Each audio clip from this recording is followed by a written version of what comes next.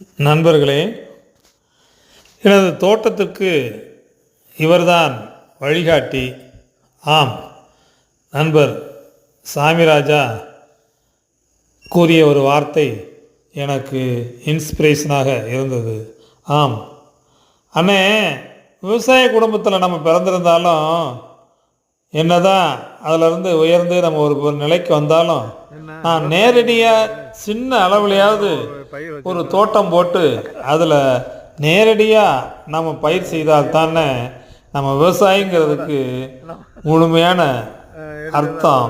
இல்லைன்னா மனசு நிறைவு, நமக்கு ஆத்மா சாந்தி அடையாது. அதனால் அவசியம் நிலம் கொஞ்சமாவது வச்சு விவசாயம் பண்ணணும்னு சொன்னார். இவர் தீவிர அரசியலையும் எடுத்து தற்பொழுது தீவிரமான ஒரு விவசாயியாக இருந்து பயிர் செய்து வருகிறார்.